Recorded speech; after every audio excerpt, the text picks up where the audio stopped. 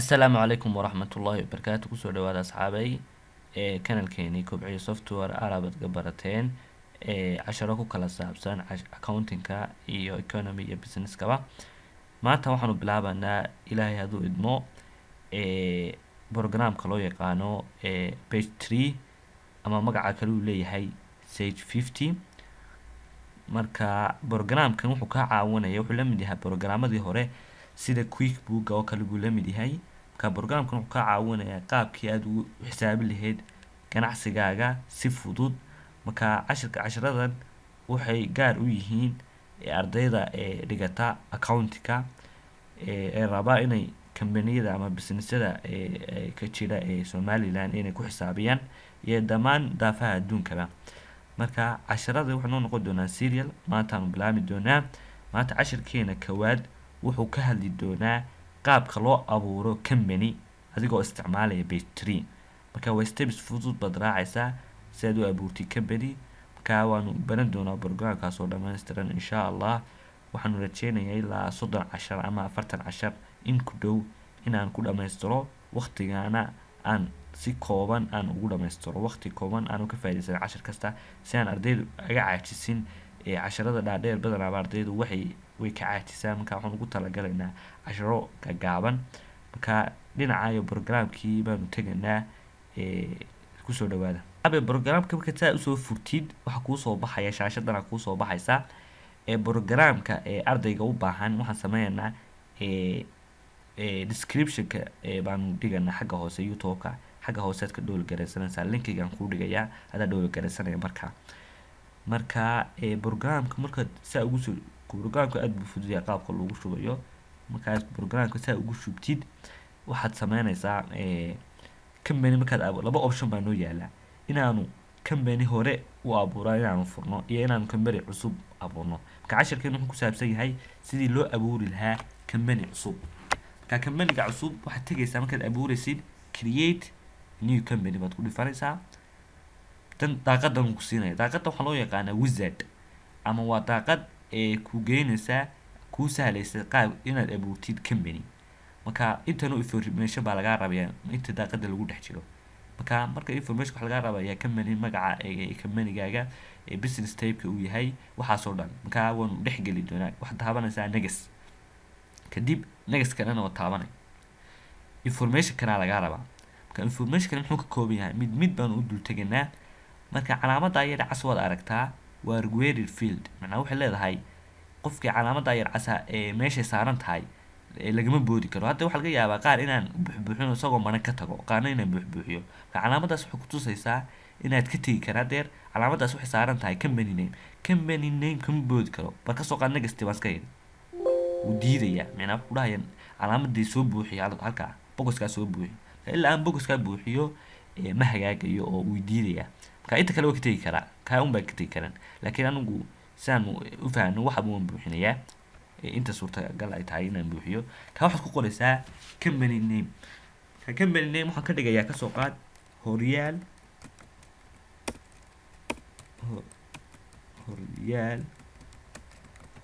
company baan ka dhigay waa magaca company-ga adaa waxaad doonayso la baxaya.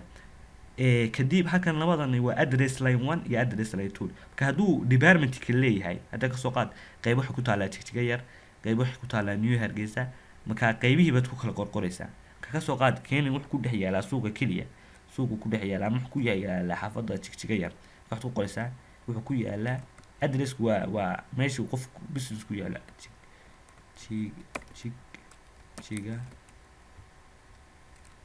Jigjiga yar ku yaala oo kale kana way buuxin kartaa. xarun kale leeyahay oo ku leeyahay New Hargeysa oo kale waad ku qoraysaa.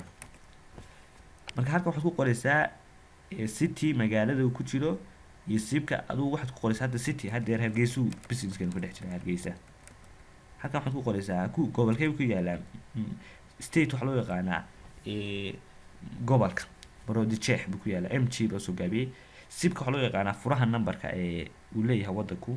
ka numberkan wuxuu leeyahay 00252 numberka Soomaaliya oo dhan Soomaaliya ku daro sibkaas uu leeyahay. kadib country-ga waxa dhahaysa Somaliland.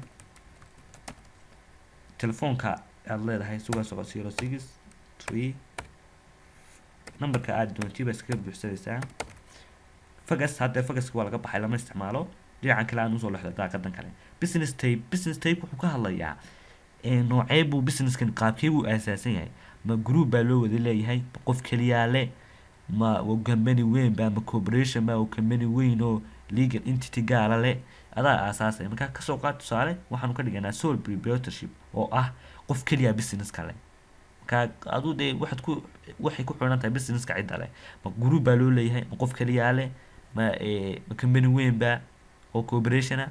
markaa adaa dooranaya. kadib waxaad samaynaysaa intan cidna uguma baahni. badanaaba companyga sameeyey pastryga waa Mareykan.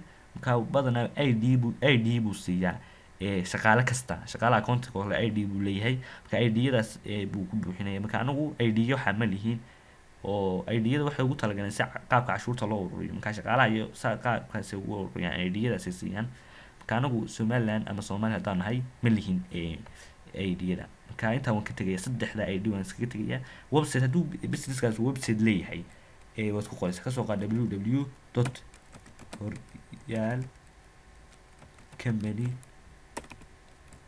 www.horyaalcompany.com kaasuu yahay website. email haddaan leenahay horyaal@gmail.com. companygeeni horyaal intaas waa websitekeeni, emailkeeni. informationkan maxaan u buuxinayaa? informationkani necessary maaha, laakiin waxay muhiim u tahay, mar kaliya muhiim tahay. hadda marka reportada la sameynayo waxa lagu soo daabacaya waxaan information. waxaan dhahayaa businesska waxaa la yiraahdaa horyaal, wuxuu ku yaala halka. informationkan oo dhan marka reportada financial report waxa fahmaya qofka accountant-ka. marka financial report marka la daabacayo waxaan oo dhan ba xogtan lagu daabacaya. marka waa muhiim marka tahay nin professional oo shaqada ku shaqeynaya accounting-ka inaad bogsada aad qaabka u buuxisid. marka waxaad haysaa negas information markaan buuxiyo daaqadan uu nageeyay. daaqadan maxay ka hadlaysaa? waxay ka hadlaysaa select a method to create your company. qaabkee loo abuuraya. marka waxaa jira programkan raggii sameeyey waa rag IT iyo accountant isku dhex jira. marka waxay sameeyeen waxaa jira businessadu badanaaba way isku eegyihiin. hadeer oo kale business horta 4 meelaha ama 3 baa loo qaybiyaa. qaar waa qaar adeeg qabta, qaarna waa manufacture waxbay soo saara, qaarna waxay companyadaas soo saaraan bidib u iibiyaan, merchandise baa loo yaqaanaa. marka waxay sameeyeen maadaama ay saddexdani system ama la isticmaalo ama type ay leeyihiin accounting chart of account isku mid ah, waxay sameeyeen inay isku ekeysiyaan. hadduu surface ka shaqeynayo shirkad surface oo halka ku taala, waxay la chart of account la mid noqon kartaa mid Mareykan ku taala. maadaama ay surface wada qabanayaan, chart of accounting ama systemka u shaqeynayaan waa isku mid. marka haddaad kaa hore dooratid wuxuu ku weydiinayaa business type-kaagu ama businesska aad qaabkan businesskaagu yahay, ma adeeg ba, ma merchandise ba. marka wuxuu ku siinaya chart of accounts diyaarsan oo uu soo diyaariyay isagu. marka waxaa jirta kuwan kale oo ka duwan yihiin. marka anagu waxaan dooranaa kan build your own chart of account. adaa dhisanaya micnaa waxaa loo baahan kan wuxuu kugu fiican yahay adaa chart of accounts-ka uu u baahan yahay businesskaagu dhisanaya. marka kaas aad buu u fudud yahay, wuuna fiican yahay. kaasaan ardayda kula taliya markasta markaan wax dhigayo, kaasaan kula taliya because of wuxuu u fudud yahay qofka micnaa isaga aasaasanaya businesska chart of account-kiisa.